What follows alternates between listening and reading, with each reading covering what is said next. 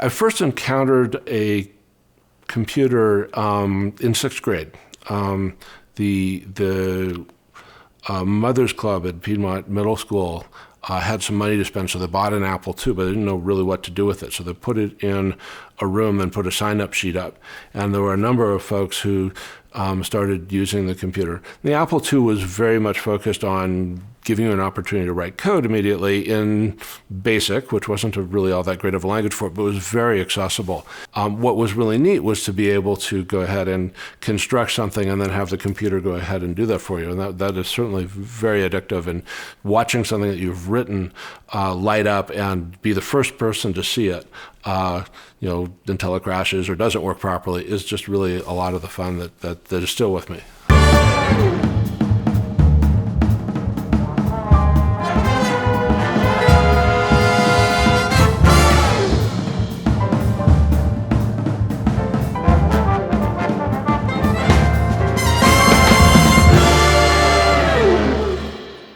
My name is Mick Foley. I'm a software engineer. I've been working in the software industry for 31 years. I work on a product called Final Cut Pro. That product also shares a large amount of code with iMovie, so I am working on code that's shared with iMovie and in many cases making changes to iMovie as well. My first computer was an Apple II. I've been a diehard Mac fan for over 30 years. I've owned a number of Macs. The vast majority of the software I've worked at other companies ran on Macs.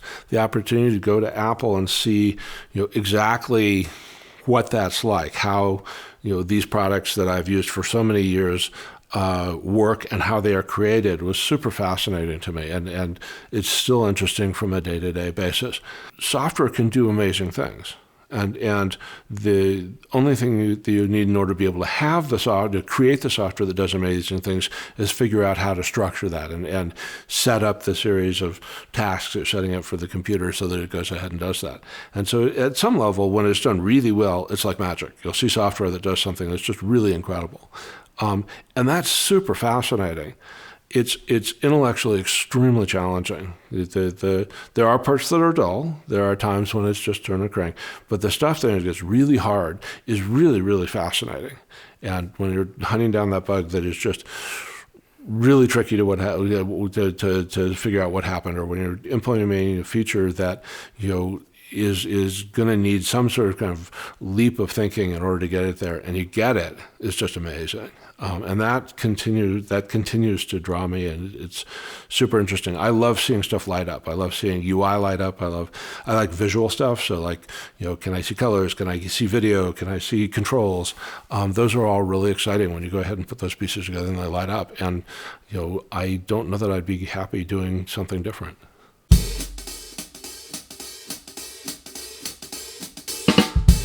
I think to be a successful software engineer, you need to be intellectually curious. You need to be prepared to take on hard, challenging, problems that require serious thought to fix and persist in solving them.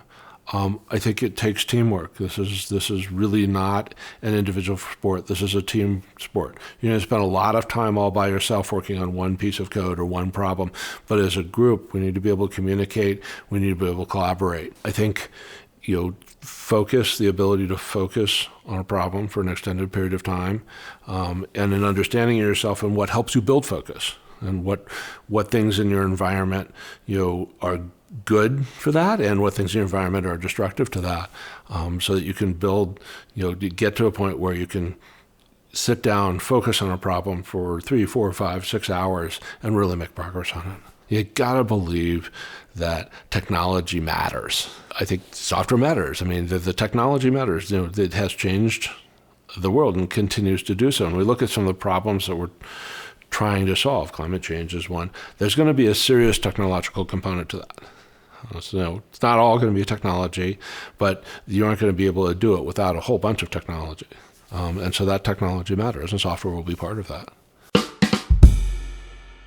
If I look back at school, the subjects that I was most interested in and probably most talented in were math and science. I mean, math is important to programming from a sense of logical thinking, and in many types of software that you're developing. For example, if you're doing 3D software in games, there's an intense amount of math and trigonometry around going ahead and understanding how you turn a 3D scene into a two-dimensional scene with a camera at a particular position. A lot of programming doesn't involve that kind of math. But the kind of logical thinking that you build when you're looking at math, geometry, where you're doing proofs, those things do funnel into it from a reasoning standpoint. But the specifics of like the quadratic equation or something like that, that's not as specifically relevant.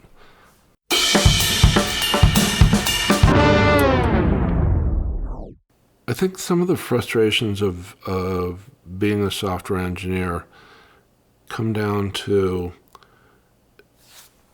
as an individual contributor, I'm writing software that's part of a larger product. And to a certain extent, I don't have a lot of flexibility in determining what I'm working on. In the sense of like, we need this feature for this release. And that's been determined by not the engineering team in most companies, but by a product management team that is working with marketing and talking with customers and figuring out what the customer need is. And then those features are prioritized and they get assigned to people. And sometimes you get a feature you don't necessarily want, or sometimes a feature that you are implementing is being designed in a direction you may disagree with, and yet still your obligation is to go ahead and implement the feature as designed. And certainly almost every designer I've worked with has been open to feedback and open to discussion on those things. But ultimately, it is in fact their call. And when they're like, no, I want it this way, and if I disagree with that, I still am obligated to go ahead and implement it the way they want it, even if I think they're wrong. And that can be very frustrating, and that can be discouraging at times. It feels, am I being heard? And I am. I'm just not necessarily getting what I want. Sometimes fixing bugs can be very challenging, particularly when it's a bug that somebody else should have found beforehand, before they checked in their code or whatever. It's like, how did they not figure this out before they checked it in? It just cost me 3 days of hunting down something that somebody should have found in 15 minutes if they were just doing their due diligence. That happens sometimes too. It's impossible to avoid, but it can be frustrating when you come along calling that. And fixing bugs over an extended period of time can be somewhat grinding, and it's nice to switch back and do some production every so often. I think that the wins of software engineering in terms of the intellectual challenge and the ability to go ahead and build new things in this tightly defined but very powerful domain is worth dealing with the crud that comes along every so often.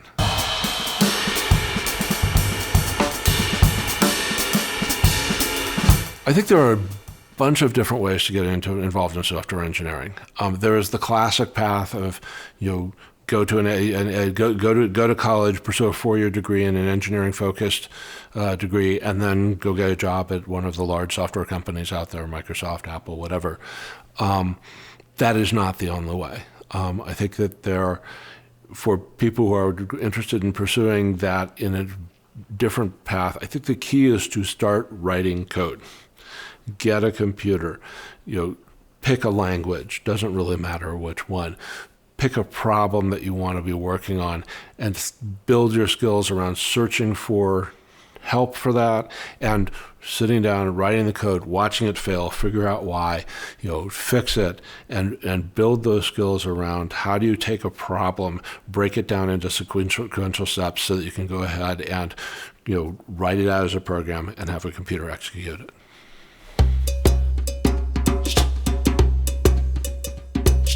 My first big break in kind of software was a guy moving in randomly down the street who, wanted to write a game. I was a teenager. He was several years older. And he wanted to write a game. He wrote a game on a Commodore 64, and he sold it to a company called Burderbund. They're no longer in existence, but they were an awesome game company when they were. And it was fairly successful. And that was kind of cool. And then he, created another game they shipped, which became world famous. It was SimCity, and this was Will Wright. And then after I went to college, and after I got out of college, I called Will up and saw, did they need somebody? And that's how I got into gaming, was that I happened to know this guy, which is not the way it happens for everybody by any means, and is certainly not the only way in. But that's what happened to me. If I was coming out of school today, one of the things that I would very much have wanted to do is to create an application and publish it via the application store on whatever platform I was working on. The possibilities of doing that now are far better than they've ever been in the past. It's incredibly easy to go ahead and get a product you've created up and out there to people and get it in people's hands.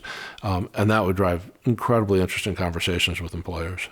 Figure out what company you would like to work for. And, go to their website, take a look at the list of jobs. In general, these companies actually do list all of the jobs that they have up there. And if you look at a large company like Apple or Microsoft or so forth, they always have jobs up. And, apply to several. And, go through the interview process. It may not be successful, but you're going to learn stuff from interviewing that will help you interview next time. Specifically now, most software engineering interview jobs involve going ahead and doing programming problems on a whiteboard. This is a practicable skill. There's a book out there, it's called Cracking the Code Interview. Buy a copy of the book, read through it. It has detailed discussions about how each of the major companies interviews, and it has a whole ton of questions that you can go ahead to use to practice that process of coding on a whiteboard. Coding on a whiteboard and talking about it while you're writing code on a whiteboard is actually much different than what you do when you sit in front of a computer and write code. And to a certain extent, it seems a little bit silly to go ahead and work on developing a skill that you're only going to use in interviews. But it is, at least at this time and place, the way that many software engineering jobs are interviewed for.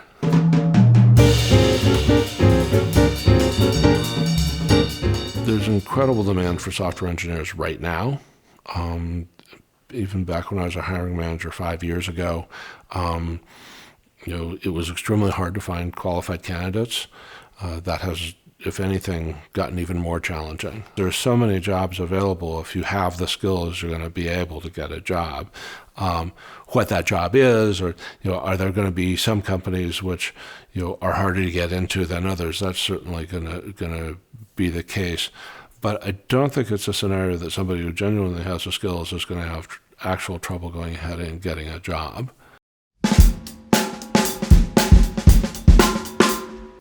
I think if there's someone who's interested in pursuing software engineering or understanding more about it, my advice would be start writing code.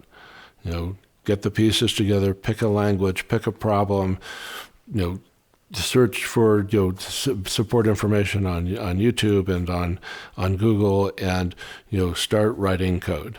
It will be frustrating on occasion. It will be slow on occasion. But as you do more and more of it, it will make more and more sense. And either that's going to be something that's really interesting and exciting, in which case software might be a really interesting career, or it may be something that is not really interesting and exciting, in which case there are plenty of other wonderful things to do.